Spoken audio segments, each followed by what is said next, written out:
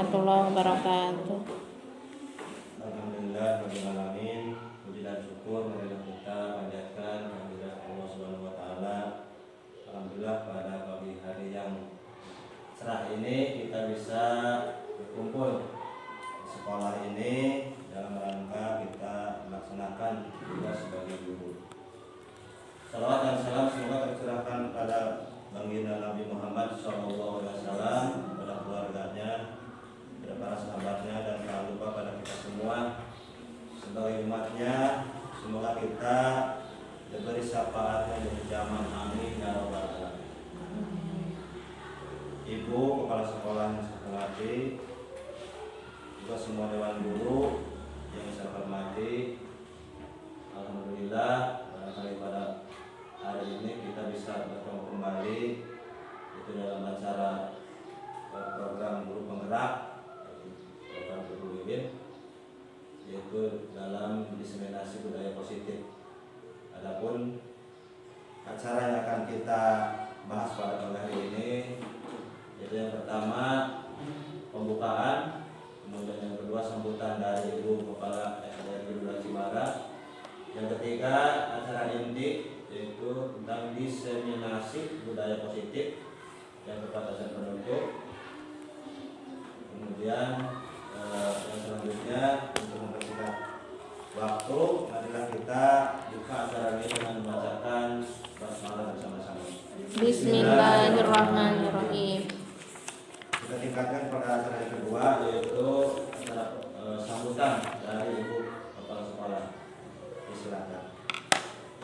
Bismillahirrahmanirrahim. Assalamualaikum warahmatullahi wabarakatuh. Waalaikumsalam. Alhamdulillahirrahmanirrahim. Mari kita panjatkan kehadirat Allah Subhanahu wa taala yang telah memberikan nikmat kepada kita sekalian sehingga kita bisa berkumpul di acara CGP, yaitu untuk diseminasi budaya positif yang insya Allah nanti kita akan mengambil ilmunya, mudah-mudahan bermanfaat bagi kita sekalian. Tak lupa sholawat beserta salam semoga tetap terlibat pula kepada junjungan Allah Nabi besar Nabi Muhammad SAW, kepada keluarga, sahabat, dan mudah-mudahan kita yang insya Allah akan mengikuti acaranya akan mendapat syafaat dan hidayah. Amin ya Allah. Untuk sambutan kali ini saya mengajak, mari kita pertama mungkin mengucapkan terima kasih kepada Bu Wiwin selaku CGP yang melaksanakan acara ini, karena saya rasa dengan adanya acara seperti ini kita akan menimba ilmu yang mungkin atau kita akan bertambah ilmu yang mungkin nanti kita akan kembangkan di kelas kita masing-masing. Karena setelah dilihat tadi sebentar saya melihat materi yang akan disampaikan itu sangat bermanfaat dan sangat bisa sekali untuk dilaksanakan di kelas kita masing-masing supaya anak bisa lebih berdisiplin lagi mengikuti pembelajaran kita di kelas. Juga tentunya efeknya adalah untuk meningkatkan kepada siswa supaya lebih bisa lagi, lebih berdisiplin lagi, yang nantinya ujung-ujungnya akan mendapatkan prestasi yang lebih baik, dan insya Allah apa-apa yang kita nanti sampaikan kepada anak didik kita bisa diserap dengan mudah. Sebelumnya kami persilakan kepada Ibu. Silakan. Baik, terima kasih Bapak. Bismillahirrahmanirrahim. Assalamualaikum warahmatullahi wabarakatuh. Waalaikumsalam warahmatullahi wabarakatuh. Yang pertama, terima kasih untuk Ibu Kepala yang sudah memberikan waktu kepada, khususnya kepada saya, untuk melaksanakan acara diseminasi tentang budaya positif. Juga tidak lupa terima kasih untuk rekan-rekan Bapak dan Ibu guru yang sudah meluangkan waktunya dengan memberikan tugas kepada anaknya untuk mengikuti kegiatan saat ini. Mudah-mudahan seperti harapan tadi Ibu Kepala, apa yang saya sampaikan bisa bermanfaat khususnya untuk saya, umumnya untuk kita semua dalam melaksanakan tugas kita sebagai pendidik di sekolah ini. Baik, langsung saja. Adapun tujuan dari kegiatan yang saya lakukan saat ini adalah untuk menyebarkan informasi dan pengetahuan secara efektif kepada rekan sejawat dengan cara yang mudah dipahami dan relevan dengan kebutuhan. Jadi kegiatan diseminasi itu adalah kegiatan menyampaikan informasi, menyampaikan pemahaman saya atau berbagi pemahaman, berbagi informasi kepada rekan tentang budaya positif yang akan dilakukan saat ini. Nah, topiknya ada 6, lumayan banyak. Mudah-mudahan semuanya bisa tersampaikan pada waktu yang tepat, ya, dengan waktu yang cukup sesuai dengan yang kita rencanakan. Topiknya ada 6. Yang pertama tentang disiplin positif dan nilai-nilai kebajikan universal. Yang kedua tentang teori motivasi, hukuman, penghargaan dan restitusi. Yang ketiga tentang keyakinan kelas. Yang keempat tentang kebutuhan dasar manusia dan dunia berkualitas. Yang kelima tentang 5 posisi kontrol.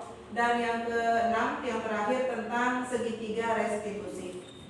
Baik, kita lanjut ke topik yang pertama. Tapi sebelumnya di sini ada pertanyaan pemantik. Menurut Bapak Ibu, setuju tidak dengan pernyataan ini? Yang pertama, hukuman adalah mendisiplinkan anak. Setuju tidak? Setuju. Setuju. Jadi dengan hukuman kita bisa mendisiplinkan anak. Boleh. Yang kedua, pemberian hukuman dengan hal positif seperti membaca, membersihkan halaman sekolah dapat meningkatkan disiplin. Setuju? Setuju. Yang ketiga, memberi penghargaan dapat meningkatkan motivasi belajar. Setuju. Iya, itu harapan-harapan kita ya. Dengan memberikan hukuman, harapan kita bisa mendisiplinkan anak. Dengan memberikan hukuman yang positif, karena hukuman itu kan kadang ada yang negatif, ada yang positif. Dengan memberikan hukuman yang positif, seperti tadi membaca, kita mengharapkan juga dapat meningkatkan disiplinnya.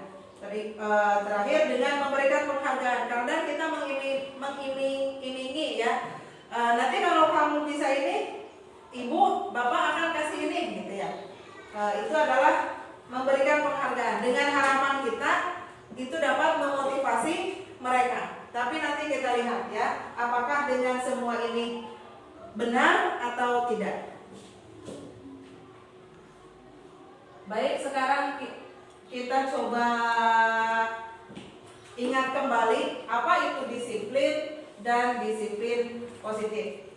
Nah, disiplin itu adalah suatu sikap menghargai dan menghormati serta patuh dan taat terhadap peraturan-peraturan yang berlaku. Saya yakin Ibu dan Bapak juga sudah paham bahwa ketika seseorang patuh, taat terhadap aturan, pasti itu kita katakan bahwa orang tersebut adalah seorang yang disiplin, ya, seperti itu.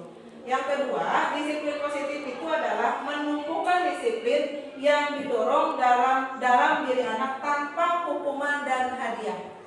Jadi ternyata disiplin positif itu adalah menumbuhkan disiplin dalam diri anak itu tanpa adanya hukuman dan hadiah. Kalau tadi kita di awal dengan pernyataan bahwa hukuman dapat mendisiplinkan anak, penghargaan dapat mendisiplinkan anak. Nah, ternyata di disiplin positif itu adalah menumbuhkan disiplin dalam diri anak itu tanpa hukuman dan hadiah ternyata ya. Jadi pemberian hukuman, pemberian hadiah, ternyata ada dampak negatif. Berikutnya, cara yang dapat kita lakukan dalam menerapkan disiplin adalah dengan mengajarkan anak bertanggung jawab dan menumbuhkan kesadaran diri berdasarkan nilai-nilai kebajikan. Nah, nilai-nilai kebajikan saya juga bertemunya di sini. Apa itu nilai-nilai kebajikan ya? Tentang nilai-nilai kebajikan universal. Yang kedua, lebih ke arah disiplin diri yang mengontrol diri dalam melakukan segala tindakan. Jadi bukan karena dorongan orang lain, tadi bukan karena hukuman, bukan karena hadiah, tapi dari dalam dirinya sendiri. Yang ketiga, dengan disiplin positif dapat membuat murid memahami dan menyadari berdasarkan motivasi internal, bukan akibat paksaan, ujian, atau hukuman. Karena dorongan dari dalam diri sendiri itu lebih baik dibandingkan dari eksternal, dari luar. Misalnya tadi karena takut ada hukuman, karena ingin dapat hadiah, itu ternyata melaksanakan disiplin itu lebih baiknya karena adanya dorongan dari dalam diri sendiri, ya, atau internal. Nah, di sini ada nilai-nilai kebajikan. Nilai-nilai kebajikan yang tadi kita sudah sebutkan bahwa dalam disiplin positif itu adalah kita ingin menumbuhkan nilai-nilai kebajikan. Nah, nilai-nilai kebajikan universal itu adalah sifat-sifat positif manusia yang merupakan tujuan mulia yang ingin dicapai setiap individu. Berikutnya terbaca. Ini rangkuman dari yang tadi bahwa nilai-nilai kebajikan adalah sifat-sifat positif manusia yang merupakan tujuan mulia yang ingin dicapai setiap individu. Berikutnya, nilai-nilai itu disepakati bersama. Jadi tidak melihat bahasa, suku, bangsa, agama maupun latar belakang. Maka jadilah profil pelajar Pancasila yang sudah kita tadi sebutkan. Ini lebih khususnya tentang nilai-nilai kebajikan universal, ya. Jadi nanti nilai-nilai kebajikan universal ini berhubungannya dengan keyakinan kelas, ya. Keyakinan kelas itu secara garis besarnya atau secara yang sering kita dengar itu adalah tata tertib atau peraturan. Sekolah punya peraturan, kelas juga ada tata tertib kelas 5 misalkan. Nah, di sini namanya adalah keyakinan kelas. Jadi nanti dari keyakinan kelas itu akan di dalamnya akan terdapat nilai-nilai kebajikan universal. Salah satunya misalkan peduli, keterus-terangan, kebersihan, komitmen. Misalkan di tata tertib itu suka ada melaksanakan piket secara rutin. Itu berarti nilai universalnya kebersihan. Terus misalkan datang ke sekolah tepat waktu, itu kan biasanya ada di keyakinan kelas atau ada di tata tertib. Maka itu masuknya nilai kebajikannya adalah di disiplin. Sedangkan disiplin, keberanian, bahagia, kesatuan, kreatif, harga diri atau komitmen, tanggung jawab, gitu ya. Ketika kita datang ke sekolah tepat waktu berarti kita tanggung jawab dengan peraturan yang sudah ada. Ini nilai-nilai kebajikan universal yang ada di dalam profil pelajar Pancasila secara lebih khususnya, ya. Itu tentang topik pertama, tentang disiplin positif. Kita masuk ke topik yang kedua, tentang teori motivasi, hukuman, penghargaan, dan restitusi. Motivasi ada yang eksternal, ada yang internal. Kalau yang eksternal itu berarti dari luar, ya. Tadi sampai ke disiplin, kembali ke awal tadi disiplin. Jadi kalau disiplin itu ada yang karena hukuman, karena ingin hadiah, itu berarti berhubungan karena adanya motivasi eksternal dari luar. Nah, yang kedua ada internal, berarti dalam dirinya. Saya tanpa adanya hukuman, tanpa adanya hadiah, saya mau melakukan itu. Saya akan tetap berdisiplin, saya akan tetap bertanggung jawab. Ya. Nah, yang eksternal itu adalah untuk menghindari ketidaknyamanan atau hukuman. Jadi seseorang melakukan sebuah kegiatan, kalau faktornya eksternal dari luar, itu berarti karena dia saya emang nggak mau dihukum. Sekarang kita lanjutkan apa yang Bapak Ibu ketahui tentang hukuman, penghargaan, dan restitusi. Silahkan tulis kalau sudah, ditempel di depan masing-masing. Oke, baik, dilanjutkan. Hukuman adalah harapan kitanya, hukuman itu adalah dapat menghentikan perilaku negatif. Jadi cenderungnya kalau hukuman itu ke perilaku yang negatif ya. Berikutnya penghargaan itu adalah pengakuan atas prestasi.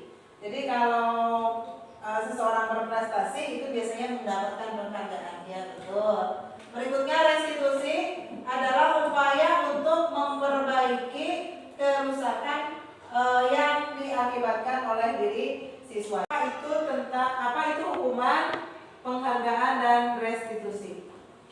Di sini hukuman adalah bentuk konsekuensi atas perilaku siswa yang tidak sesuai dengan aturan atau norma yang berlaku.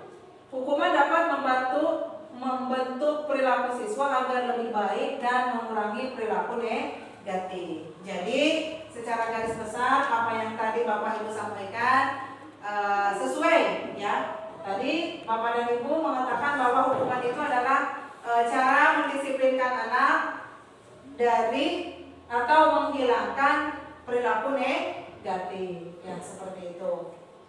Yang kedua, penghargaan. Apa itu penghargaan?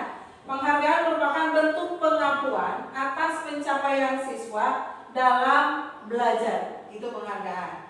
Memberikan penghargaan kepada siswa dapat meningkatkan motivasi belajar dan memberikan rasa percaya diri pada siswa. Jadi ketika kita memberikan penghargaan, itu anak biasanya akan lebih bersemangat lagi, terus rasa percaya dirinya meningkat, ya, karena dia mendapatkan penghargaan, mendapatkan pengakuan. Oh, saya itu berarti sudah diakui bahwa misalkan anak kita kemarin berhasil dalam baca puisi atau baca saja, berarti itu diakui.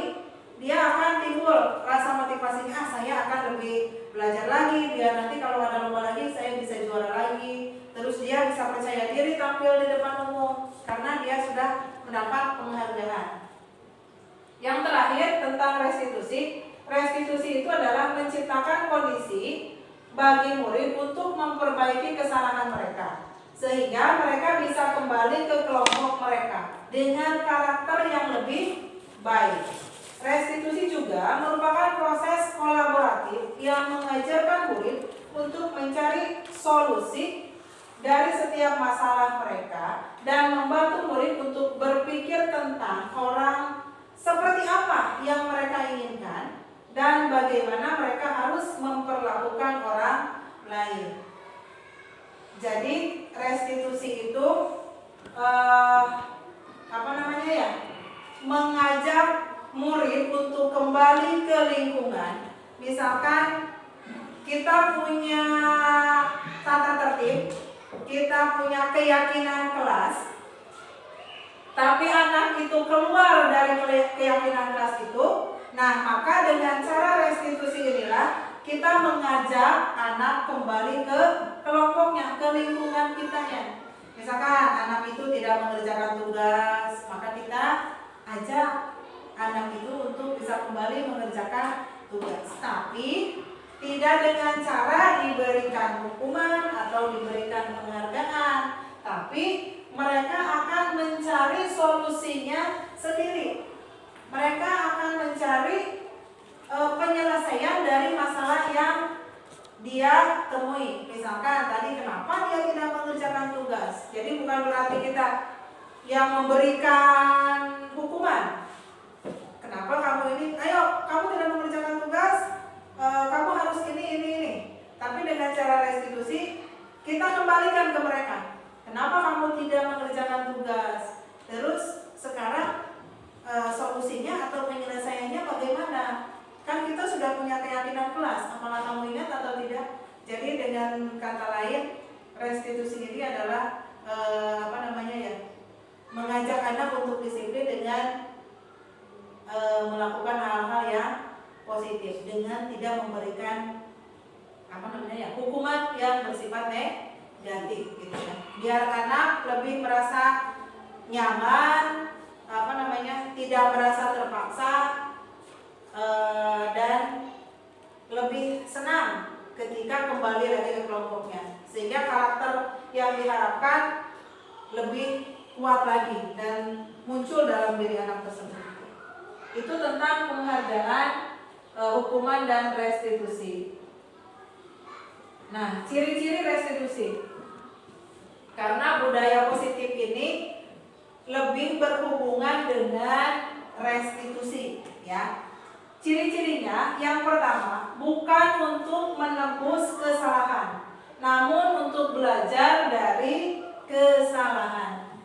Anak tidak mengerjakan tugas, bukan berarti anak harus menebus, tidak dengan cara bagaimana untuk mengerjakan tugas itu, ya. Tapi lebih untuk belajar dari kesalahan itu. Jadi belajar dari kenapa kamu tidak mengerjakan tugas, alasannya apa, dan bagaimana agar kesalahan tersebut tidak terjadi. Jadi restitusi itu bukan menebus, tapi memperbaiki kesalahan. Yang kedua, memperbaiki hubungan. Karena permasalahan dalam siswa kita tidak hanya bersifat pribadi, ya, tidak hanya bersifat misalkan murid dengan guru, tapi kadang ada masalah yang muncul di antara teman-temannya. Misalkan dari teman-temannya yang ada di kita saling bercanda, saling bergurau, mengolok-olok gitu ya. Tapi mungkin ketika mood anak tersebut jelek, lama-lama jadi berantem, marahan. Nah, dengan restitusi ini berharap akan memperbaiki hubungan. Jadi ketika hubungan mereka sudah renggang karena berantem tadi, mereka bisa kembali menjalin hubungan yang lebih baik lagi, ya. Yang ketiga, restitusi itu tawaran, bukan paksaan. Jadi kita lebih menawarkan, karena tadi intinya restitusi itu mencari solusi. Jadi menawarkan, kira-kira biar kamu bisa mengerjakan tugas rumah itu caranya bagaimana, ya. Jadi menawarkan, bukan memaksa. Kamu harus mengerjakan tugas dengan ini, gantinya harus ini, gitu ya. Biasanya kita seperti itu. Saya pun terkadang ketika anak sekali tidak mengerjakan PR, 2 kali sama masih seperti itu, 3 kali tetap seperti itu. Kadang saya ya sudah kerjakan, gitu ya. Jadi memaksa, gitu ya. Nah, ternyata di restitusi itu adalah harus menawarkan. Jadi bagaimana caranya. Yang keempat, restitusi itu menuntut untuk melihat ke dalam diri. Jadi karena tadi harapannya, motivasinya itu berasal dari internal, berasal dari diri sendiri, maka dengan cara restitusi itu berharap bahwa akan menuntut, membimbing setiap murid untuk melihat ke dalam dirinya. Tadi murid itu mau seperti apa yang dia inginkan, bagaimana dia menghargai diri sendiri. Maka dengan cara restitusi berharap dapat menuntut melihat ke dalam dirinya, potensi apa yang ada dalam dirinya. Yang kelima, ciri restitusi itu adalah mencari kebutuhan dasar yang mendasari tindakan. Karena nanti ada segitiga restitusi yang kita bisa lakukan ketika anak melakukan kesalahan atau keluar dari lingkungannya, melanggar keyakinan kelas. Dengan segitiga restitusi, kita akan mencari kebutuhan atau solusinya apa, gitu ya. Alasannya apa sehingga mereka bisa melakukan tindakan tersebut. Yang keenam, restitusi diri adalah cara yang paling baik. Ketika saya mempelajari modul tentang budaya positif, akhirnya saya pun berpikir, oh berarti selama ini saya melakukan hukuman itu ada sisi negatifnya, gitu ya. Berarti lebih baiknya kita melakukan restitusi. Walaupun kadang masih muncul pertanyaan, apakah dengan restitusi itu anak bisa disiplin, anak bisa kembali ke kelompoknya, anak akan mengikuti aturannya. Karena ada anak yang ketika kita melakukan disiplin itu dengan baik-baik saja, dengan lemah lembut gitu ya. Ada anak yang biasa-biasa aja gitu, nggak mempan kalau dibaiki gitu ya. Tapi harapannya atau langkah kita yang pertama adalah untuk menyelesaikan setiap masalah itu dengan cara restitusi ya. Karena itu adalah cara yang paling baik. Berikutnya yang ketujuh, restitusi fokus pada karakter bukan tindakan. Karena pendidikan kita sekarang lebih besar atau lebih mengutamakan ke pembentukan karakter, maka dengan cara restitusi inilah fokusnya ke karakter. Harapannya mereka bisa memiliki nilai-nilai kebajikan universal yang tadi dibahas. Yang kedelapan, restitusi fokus pada solusi. Di awal tadi kita membahas tentang definisi dari hukuman, penghargaan dan restitusi. Restitusi itu adalah mencari solusi, ya. Maka di sini cirinya bahwa restitusi itu fokus terhadap solusi dari masalah yang ada. Terakhir 9, restitusi mengembalikan murid yang berbuat salah pada kelompoknya. Pada kelompoknya itu berarti pada kelas sesuai dengan keyakinan kelas yang ada. Itu tentang ciri-ciri restitusi. Nah, sekarang kita sampai ke topik yang ketiga, yaitu keyakinan kelas. Keyakinan kelas adalah seperangkat nilai dan prinsip yang disepakati bersama oleh guru dan siswa untuk memandu perilaku dan interaksi di dalam itu. Berikutnya, keyakinan kelas merupakan disiplin positif yang bisa diterapkan dalam membangun budaya positif di sekolah. Jadi salah satu langkah kita dalam mewujudkan atau sebuah budaya yang positif dengan salah satunya dengan membuat keyakinan kelas. Berikutnya, keyakinan kelas atau keyakinan sekolah. Karena tadi keyakinan kelas itu harus dibuat secara bersama-sama, maka guru berperan dalam mewujudkan terbentuknya keyakinan sekolah atau keyakinan kelas dengan adanya kesepakatan antara murid dan siswa. Jadi harus sepakat, tidak hanya keinginan guru, tidak hanya keinginan siswa, ya. Berikutnya, keyakinan kelas atau keyakinan sekolah berupa pernyataan universal yang mudah diingat, dipahami, dan harus diterapkan dalam lingkungan sekolah. Jadi kalau kita buat kalimat atau keyakinan kelas itu kalimat-kalimat yang universal, yang mudah diingat, mudah dipahami, dan intinya atau yang paling pentingnya adalah harus bisa diterapkan di kelas kita, di sekolah kita. Jangan sampai kita yang buat, kita yang menyepakati, tapi peraturan atau keyakinan kelas itu kita abaikan, gitu ya. Berikutnya, langkah-langkah dalam merumuskan keyakinan kelas. Nah, ini adalah meminta siswa untuk menulis satu atau lebih keyakinannya. Jadi dalam kelas kita boleh meminta anak itu menuliskan satu atau lebih keyakinan. Kita bisa tuliskan di kertas atau langsung diucapkan juga tidak apa-apa, bisa ya. Tapi diusahakan setiap anak mengutarakan satu atau lebih keyakinan kelasnya, ya. Yang kedua, membahas keyakinan yang telah ditulis. Kita bahas satu-satu. Yang kita bacakan satu-satu, kita bahas bersama satu-satu.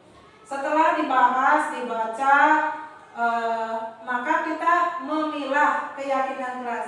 Mana yang akan kita jadikan keyakinan kelas? Yang kalau di kita anaknya sedikit, semuanya juga tidak apa-apa. Mungkin kalau di kelas-kelas lain yang banyak, yang jumlah siswanya 30, 20, kalau ditulis semua bisa banyak. Atau bisa jadi ada beberapa siswa yang memiliki ide tentang keyakinan kelasnya sama.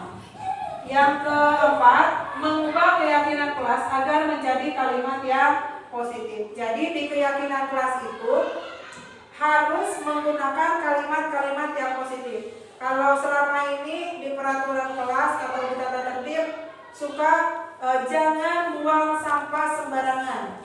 Ya, itu adalah bentuk peraturan yang masih menggunakan kalimat negatif. Jadi kita harus ganti menjadi kalimat yang positif. Misalkan kalau tadi jangan buang sampah sembarangan, kita ganti buang sampah pada tempatnya. Itu adalah kalimat positif, ya. Karena keyakinan kelas itu harus menggunakan kalimat yang positif. Terakhir, menyepakati keyakinan kelas. Kalau kita sudah kuat menjadi kalimat positif, maka kita bisa melakukan kesepakatan kelas kita seperti apa, ya. Dan kesepakatan kelas ini akan kita pertanggungjawabkan, akan kita laksanakan dalam hari-hari berikutnya, akan kita taati, ya. Ini contohnya, contoh keyakinan kelas. Yang pertama, bekerja sama menjaga kebersihan kelas, ya. Bekerja sama menjaga kebersihan kelas itu sebuah kalimat positif. Kalau dihubungkan dengan nilai-nilai kebajikan universal yang tadi, maka ada nilai kerja sama, ada nilai kebersihan di sana. Berikutnya contohnya, saling peduli, menghargai dan membantu sama lain. Saling peduli, saling menghargai dan membantu sama lain itu berarti ada nilai saling menghargai, ada nilai tolong menolong, ya. Kasih.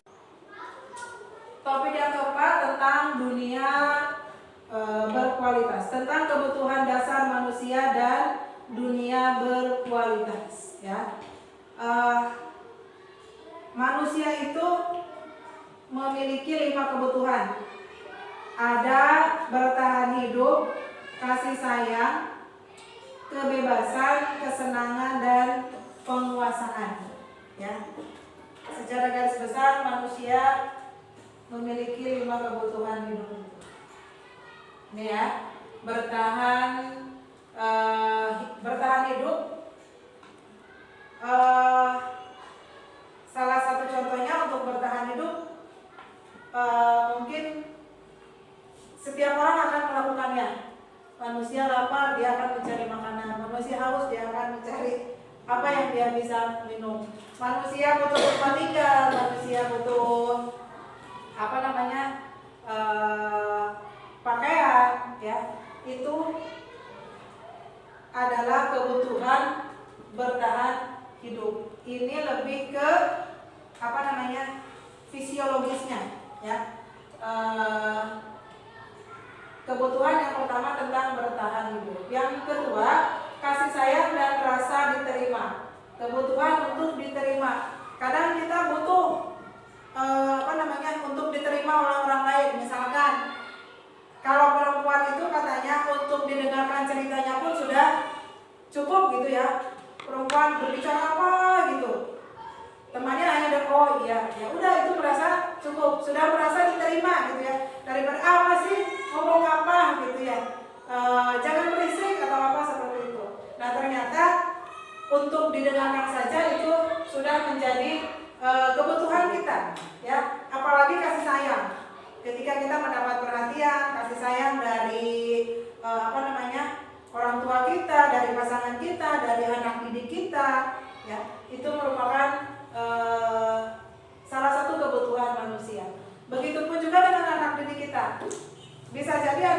kita ketika melakukan hal-hal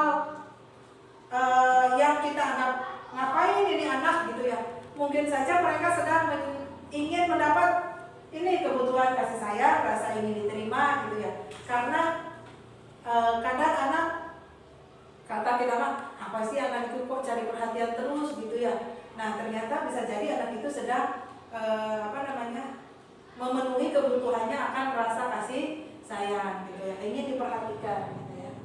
Berikutnya yang ketiga adalah penguasaan, kebutuhan pengakuan atas kemampuan ya. Jadi berhubungan dengan tadi penghargaan itu kan pengakuan terhadap keberhasilan seseorang. Nah penguasaan di sini kebutuhan pengakuan atas kemampuan. Ternyata manusia butuh juga diakui atas apa yang dia capai gitu ya, atas apa yang dia mampu.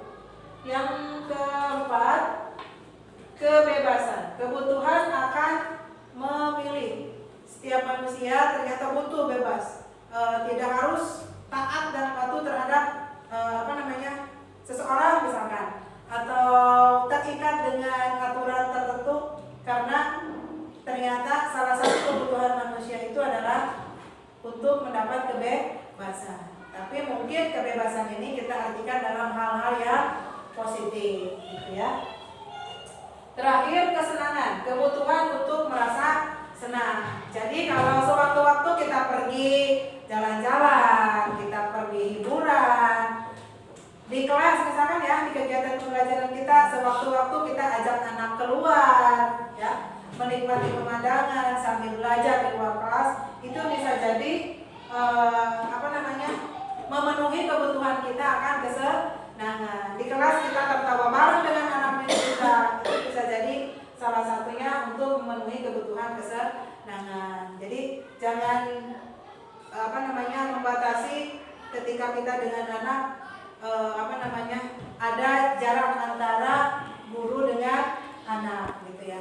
Tidak apa-apa kita menjalin kedekatan dengan anak, walaupun kedekatan itu harus memiliki batas gitu ya. Karena ketika tidak ada batas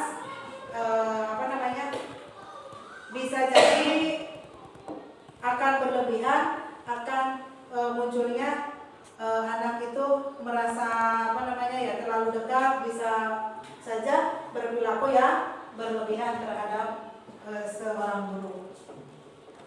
Berikutnya masih topik 4 tentang dunia berkualitas.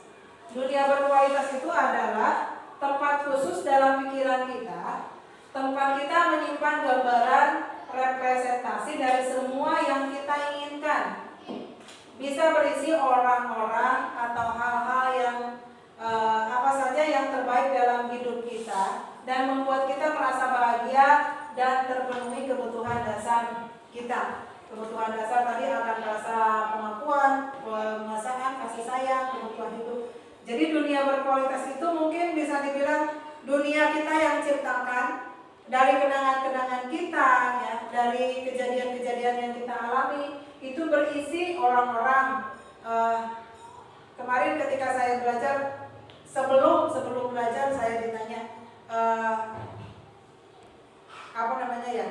silakan gambarkan atau ingat-ingat kembali hal apa yang ingin Anda ulangi. Jadi dibawa kembali ke masa lalu,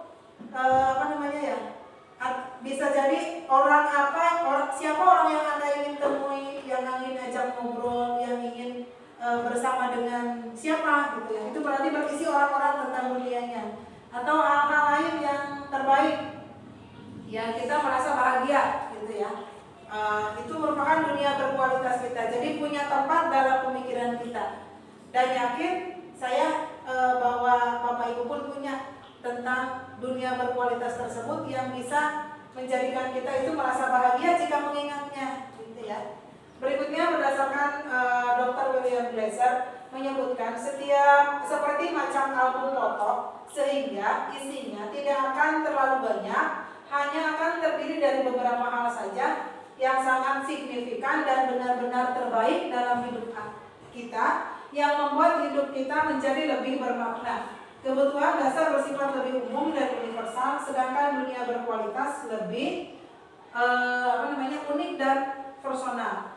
Jadi bedanya antara kebutuhan dasar manusia dan dunia berkualitas. Jadi kalau dunia berkualitas mah kata William Glasser itu adalah semacam album foto gitu ya. Kita menyimpan momen-momen penting dalam album tersebut. Kalau dunia berkualitas itu tadi lebih personal, lebih ke diri sendiri gitu ya. Kalau kebutuhan dasar lebih umum. Berikutnya, murid juga mempunyai gambaran dunia berkualitas mereka. Tentunya sebagai guru kita ingin mereka memasukkan hal-hal yang bermakna dan nilai-nilai kebajikan yang hakiki ke dunia berkualitas mereka. Bila guru dapat membangun interaksi yang memberdayakan dan memerdekakan murid, maka murid akan meletakkan dirinya sendiri sebagai individu yang positif dalam dunia berkualitas karena mereka menghargai nilai-nilai kebajikan. Intinya untuk poin 3 ini adalah karena murid akan memiliki dunia berkualitas dan kita walaupun hanya 6 tahun di SD bersama atau 1 tahun secara intens bersama bertemu setiap hari, maka kita tentunya sebagai guru itu ingin memasukkan hal-hal yang positif, ingin menyimpan kenangan-kenangan yang positif di dunia berkualitas mereka. Bisa jadi nanti ketika dewasa bertanya, dulu saya guru yang paling saya senangi ini, saya dulu ingat bersama guru ini, ya. Jadi kita sebagai guru mari bersama-sama menciptakan suasana yang menyenangkan di kelas, di sekolah agar kegiatan-kegiatan yang menyenangkan itu masuk ke dunia berkualitas mereka sehingga mereka akan menyimpan sebagai album yang dalam pemikiran mereka dalam dunia berkualitasnya. Berikutnya topik yang kelima tentang 5 posisi kontrol ya. Jadi kita sebagai seorang guru punya 5 posisi kontrol dalam restitusi itu ya. Yang pertama penghukum, yang kedua teman, yang ketiga pembuat merasa bersalah, yang keempat pemantau, yang kelima manajer. Mungkin dari kata-kata ini kita juga sudah bisa menyimpulkan kalau penghukum bisa jadi peran kita sebagai guru itu memberikan hukuman gitu ya. Kalau teman, kita menjadikan anak didik kita itu sebagai teman. Membuat rasa bersalah, kadang kita berkata, kok kamu seperti ini terus sih, padahal ibu sudah ini gitu ya. Kalau memantau ya kita mantau saja, melihat saja. Dan kalau manajer berarti membimbing sambil mengarahkan ke hal-hal yang lebih baik. Itu 5 posisi kontrol. Ini lebih jelasnya.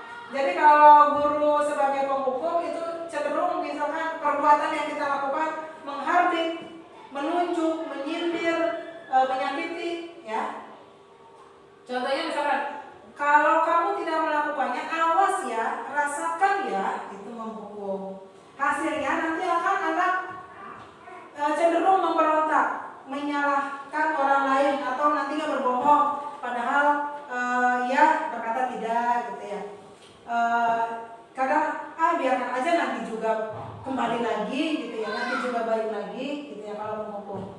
Kalau membuat orang merasa bersalah, biasanya guru akan berbuat berceramah, bercerita gitu ya. Seharusnya kamu itu ini, ibu kecewa karena kamu tidak melaksanakan tugas. Nah, contohnya kalimat yang diucapkan gurunya, kamu seharusnya sudah tahu, ibu lelah sekali, ibu capek sekali, ibu sudah mengingatkan kamu berulang-ulang gitu ya. Jadi nanti dalam anaknya itu muncul, oh iya ya, saya yang salah gitu. Jadi guru itu berarti membuat orang merasa bersalah, membuat murid kita merasa bersalah. Berikutnya, kontrolnya sebagai teman itu adalah membuat alasan-alasan untuk muridnya. Contohnya, ayolah lakukan demi ibu, biar ibu tidak gitu, biar ibu merasa senang gitu.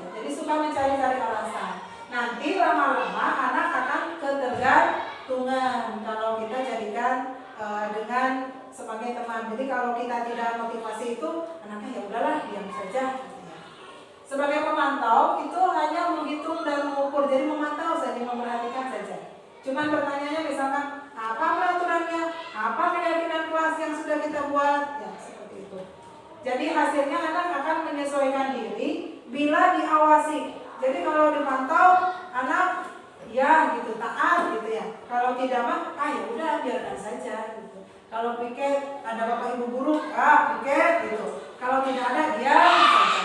Mungkin itu ketika kita perannya sebagai pemantau. Berikutnya adalah manajer. Sebagai manajer itu mengajukan pertanyaan-pertanyaan. Contohnya apa yang kita yakini? Kembali ke keyakinan kelas. Apa yang bisa kamu kerjakan untuk memperbaiki masalah ini? Ya. Jadi hasilnya menguatkan pribadi atau menguatkan diri anak itu sendiri. Ya. Nah, baiknya kita sebagai guru dari 5 posisi kontrol ini, menurut Bapak Ibu yang mana yang baiknya? Apakah sebagai penghukum, atau pembuat orang merasa bersalah, atau sebagai teman, atau sebagai pemantau, atau sebagai manajer? Sebagai manajer. Ya. Nah, sebaiknya seorang guru itu memiliki posisi kontrolnya itu adalah sebagai manajer. Ya. Seorang guru harus berbuat bersama-sama dengan muridnya untuk mempersilahkan murid mempertanggungjawabkan perilakunya dan mendukung murid agar dapat menemukan solusi atas permasalahannya sendiri. Berikutnya, posisi manajer mengacu pada restitusi yang dapat menjadikan murid sebagai manajer bagi dirinya sendiri sehingga tercipta identitas positif dan atau berhasil pada diri murid. Ya. Jadi manajer itu bersama-sama membersamai murid gitu ya untuk membimbing murid kembali ke aturan yang sudah ada, kembali ke lingkungannya, kembali memiliki karakter yang baik. Topik 6 terakhir ya, restitusi. Segitiga restitusi. Segitiga restitusi ini ada 3 langkah. Yang pertama, menstabilkan identitas. Yang kedua, validasi kebutuhan. Dan yang terakhir, menanyakan keyakinan. Segitiga restitusi. Yang pertama, menstabilkan identitas. Untuk membuat anak yang merasa gagal karena berbuat salah menjadi positif terhadap dirinya. Kita sebagai guru boleh berkata, berbuat salah itu hal yang manusiawi. Jadi membesarkan hati anak gitu ya. Distabilkan dulu identitasnya atau emosinya distabilkan dulu. Jadi berbuat salah itu hal yang manusiawi normal gitu ya. Yang kedua, tidak ada manusia yang sempurna. Biar anak tidak merasa disalahkan, tidak merasa jatuh gitu ya mentalnya. Berikutnya, Bapak Ibu juga pernah berbuat salah gitu ya. Bapak Ibu juga pernah berbuat salah seperti itu. Atau kita pasti bisa menyelesaikan masalah ini. Ya, jadi membesarkan hatinya. Yang terakhir, Bapak Ibu tidak tertarik untuk mencari tahu siapa yang benar kalau misalkan ada anak yang bertengkar nih. Jadi kita berkatanya, Bapak Ibu guru tidak tertarik untuk tahu siapa yang benar, siapa yang salah, ya. Bapak Ibu lebih tertarik untuk menyelesaikan masalah ini secara bersama-sama. Jadi solusinya seperti apa? Itu ketika kita mau menstabilkan identitas, ketika kita menyelesaikan masalah melalui segitiga restitusi.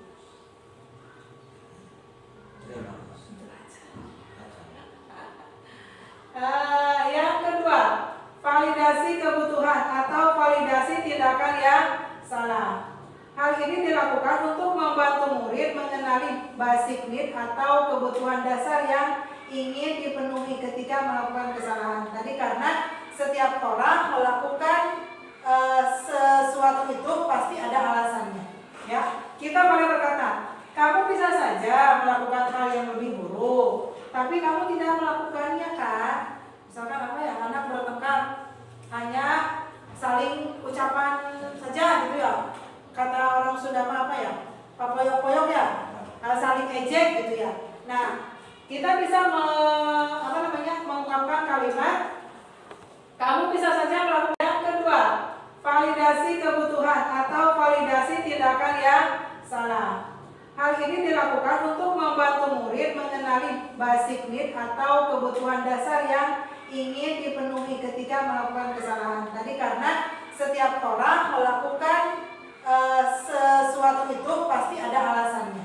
Ya, kita boleh berkata, kamu bisa saja melakukan hal yang lebih buruk, tapi kamu tidak melakukannya kan? Misalkan apa ya, anak bertengkar hanya saling ucapan saja gitu ya. Kata orang Sunda mah apa ya? Papoyok-poyok ya, saling ejek gitu ya. Nah, kita bisa mengungkapkan kalimat, kamu bisa saja melakukan hal yang lebih buruk, tapi ternyata kamu tidak melakukannya, gitu ya. Pasti anak itu, oh iya saya berarti masih bisa dikatakan baik nih, ya, karena tidak melakukan hal yang lebih buruk lagi. Bisa saja kan, tonjok-tonjokan, pukul-pukulan, bisa saja seperti itu. Berikutnya, kamu pasti punya alasan melakukannya, ya. Ketika dia bertengkar, kamu pasti punya alasan. Seperti bilang tidak ada asap kalau tidak ada api, gitu ya. Jadi pasti setiap anak melakukan kegiatan itu karena ada alasannya. Yang ketiga, apa yang penting bagi kamu? Jadi ketika anak melakukan sebuah kesalahan, kita bisa memvalidasinya untuk mengetahuinya itu adalah dengan bertanya, apa yang penting bagi kamu? Yang keempat, kamu boleh tetap berusaha menjaga sikap itu, tapi tambahkan sikap yang lain yang baru, biar anak tidak merasa dijatuhkan oleh kita. Kalau menurut kamu itu baik, gitu ya.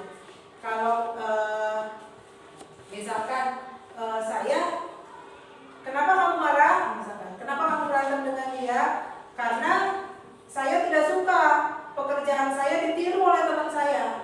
Ya, itu kan prinsip, misalkan ya, prinsip anak itu dia tidak mau pekerjaannya ditiru orang, karena meniru itu emang perbuatan yang tidak baik, yang kurang baik ya. Jadi kita boleh berkata, kamu boleh berusaha menjaga sikap itu. Berarti menjaga itu ya sudah, kamu boleh tidak menyukai ketika teman kamu meniru pekerjaan kamu, tapi kita bisa tambahkan sikap yang baru. Misalkan nanti mah jangan marah ke teman kamu yang contek, kita bisa lebih menjelaskan mencontek itu tidak baik atau seperti apa ya. Yang terakhir, kita bisa menggunakan atau berkata, maukah kamu belajar cara lain untuk mendapatkan yang kamu butuhkan tanpa harus memukul, atau apakah kamu bisa melakukan dengan lebih baik lagi besok? Itu cara yang dapat kita lakukan, atau ucapan-ucapan, kalimat-kalimat yang bisa kita berikan ketika memvalidasi identitas atau memvalidasi kesalahan yang anak lakukan. Nah, yang ketiga dari segitiga restitusi itu adalah menanyakan keyakinan. Karena restitusi itu seperti di awal tadi kita menyebutkan ingin membawa kembali anak tersebut ke kelompoknya, maka kita kembalikan ke keyakinan kelas yang sudah kita buat. Untuk menanyakan keyakinan itu adalah tujuannya agar anak melihat kesalahannya dihubungkan dengan norma sosial dan nilai-nilai yang mendasari manusia berinteraksi dengan orang lain. Kita bisa berkata, apa nilai yang kita percaya di kelas atau di sekolah kita? Karena kita punya keyakinan kelas, kita bisa kembalikan ke keyakinan kelas itu ya. Terus nilai-nilai universal apa yang kita sepakati? Kelas yang ideal itu yang seperti apa? Kamu ingin jadi anak yang seperti apa? Apa yang kamu rasakan ketika kamu melakukan itu? Kamu menjadi orang yang seperti apa? Gitu ya. Berikutnya, segitiga restitusi dalam penyelesaian masalah. Guru yang berperan sebagai manajer menggunakan segitiga restitusi dalam menyelesaikan masalah melalui 3 tahapan. Tadi yang pertama, menstabilkan identitas, validasi tindakan, dan menanyakan keyakinan. Tujuannya dari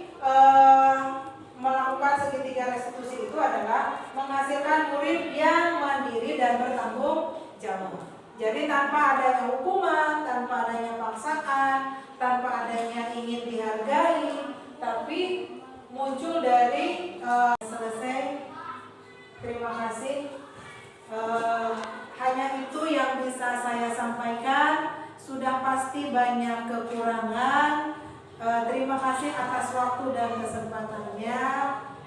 Saya tutup. Wassalamualaikum warahmatullahi wabarakatuh. Waalaikumsalam warahmatullahi wabarakatuh. Terima kasih kepada Ibu Irin yang telah memaparkan materi yang begitu panjang lebar. Semoga materi yang sudah sampaikan bermanfaat bagi kita dan bagi dia juga yang menyampaikan. Barangkali itu saja. Untuk selanjutnya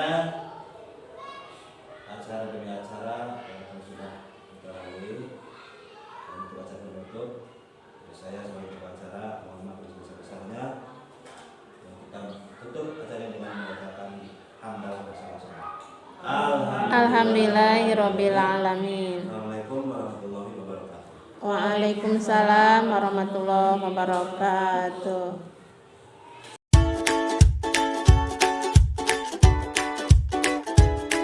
Bismillahirrahmanirrahim. Assalamualaikum warahmatullahi wabarakatuh. Waalaikumsalam warahmatullahi wabarakatuh. Iya, alhamdulillah semuanya hadir dan saat ini kita akan membuat keyakinan kelas 5 ya. Keyakinan itu adalah seperangkat nilai sebuah kesepakatan antara kalian siswa dan ibu sebagai guru. Nanti kesepakatan itu akan kita pegang selama kita melaksanakan kegiatan pembelajaran atau selama kita duduk di kelas 5 ya. Karena ini berupa sebuah kesepakatan, maka sekarang ibu minta silahkan kalian tuliskan satu kesepakatan atau satu nilai yang ingin kalian tuliskan, yang kalian ingin angkat sebagai satu atau sebuah kesepakatan di kelas kita. Ayo, silahkan tulis, dan kalau sudah menulisnya, silahkan kalian tempelkan di depan di sini. Bebas ya.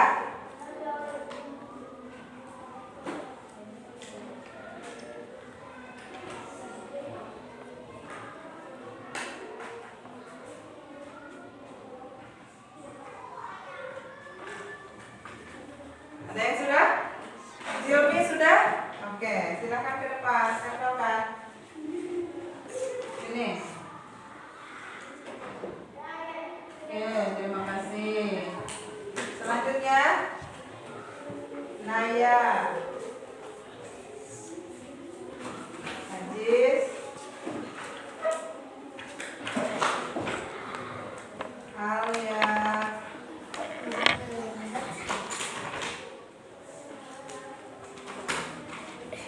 Afrika. Ke bawah boleh, ke bawah boleh, ke pinggir boleh. Marsha. Terakhir uji. Oke, ya. Ini adalah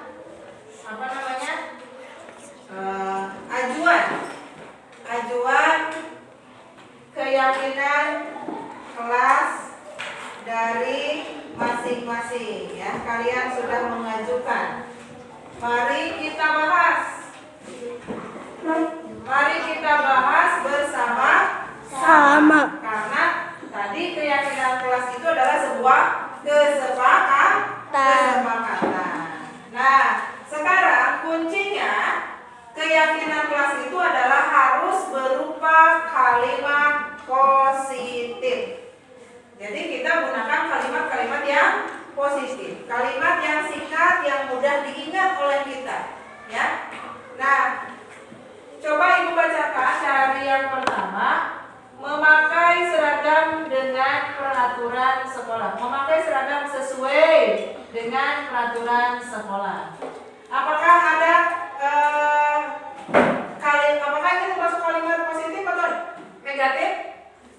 Positif. Oke, kita tulis ya yang pertama, memakai seragam sesuai dengan peraturan sekolah.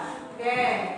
Memakai seragam sesuai dengan peraturan sekolah. Oke, berarti ini sudah kalimat positif ya. Yang kedua, datang ke sekolah tepat waktu. Mau dirubah tidak? Tidak, sudah sesuai. Baik. Datang ke sekolah tepat waktu. Yang ketiga, tidak menghina jatuh. Tidak menghina atau mengejek teman. Mau dirubah tidak? Dirubah ya, karena ini merupakan kalimat negatif. Ada kata tidak. Jadi kita rubah menjadi kalimat yang positif. Bagaimana kalimat yang positifnya? Menghargai sesama teman. Oke, berarti saling menghargai. Saling menghargai sesama teman. Boleh. Yang keempat, jangan makan dan minum di kelas. Mau dirubah tidak? Berubah. Jangan dirubah ya, karena ini masih kalimatnya Negatif. Ada kata jangan, itu harus dirubah. Jadi kalimat positifnya bagaimana? Coba kalimat positifnya bagaimana? Makan dan minum pada waktu istirahat. Boleh. Yang kelima, piket sesuai jadwal kelas. Mau dirubah tidak? Tidak. Tidak. Boleh. Berarti melaksanakan piket ya. Melaksanakan piket kelas Sesuai jadwal. Oke. Yang ke-6, tidak membuang sampah sembarangan. Mau dirubah tidak? Mau. Mau, karena ini kalimat negatif ya. Jadi apa kalimatnya? Membuang sampah pada tempatnya. Pada tempatnya. Boleh. Terakhir, mendengarkan guru saat menjelaskan pelajaran. Mau dirubah tidak? Tidak. Tidak. Boleh, cukup ya. Sudah positif. Mendengarkan guru saat menjelaskan. Atau berarti ini artinya ketika kegiatan belajar harus konsentrasi. Nah, ini adalah kesepakatan kelas kita. Apakah kamu sudah setuju atau sepakat dengan kesepakatan kelas kita ini? Setuju. Oke. Nah, ini adalah kesepakatan kelas kita ya. Nah, kesepakatan kelas ini mengandung nilai-nilai kebajikan universal ya. Yang pertama, memakai seragam sesuai dengan peraturan sekolah. Itu termasuk nilai disiplin. Oke. Datang ke sekolah tepat waktu. Disiplin sama. Selain disiplin ada lagi nggak? Apa? Teladan. Teladan ya, jadi teladan ya. Tanggung jawab. Saling menghargai sesama teman.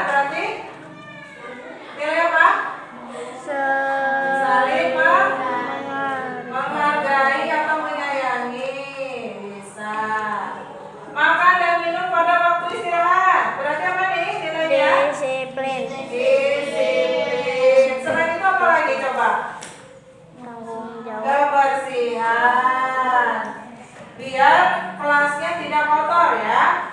Terus melaksanakan piket kelas sesuai jadwal. Apa nilainya nih? Disiplin ya, sesuai jadwal ya. Terus tanggung jawab juga. Karena sudah ada jadwal berarti kita harus mengikuti jadwal itu. Selain itu kalau kita piket berarti akan kebersihan. Kalau sekolahnya atau kelasnya bersih maka akan nyaman, sehat juga. Ya, kesehatan bisa. Buang sampah pada tempatnya apa nih? Kebersihan, kesehatan juga. Mendengarkan guru. Apa nih mendengarkan guru? Disiplin. Disiplin boleh. Ya. Jadi kita harus mendengarkan guru. Selain itu berarti taat patuh ya. Itu adalah nilai-nilai dari keyakinan kelas yang sudah kita buat. Nah, keyakinan kelas yang sudah kita buat itu adalah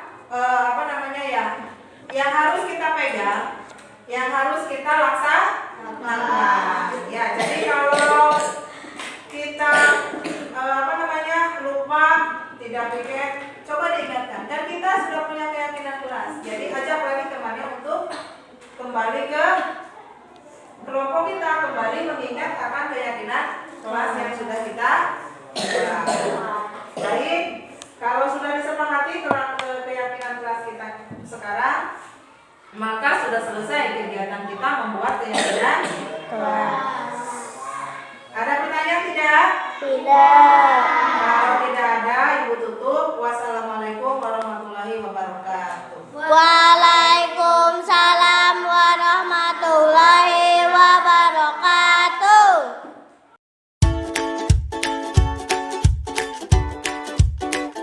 Saya saat membuat keyakinan kelas sangat senang. Pembuatan keyakinan kelas ini sangat penting karena dapat membuat saya lebih disiplin dan bertanggung jawab sehingga saya bisa menjadi orang yang lebih baik.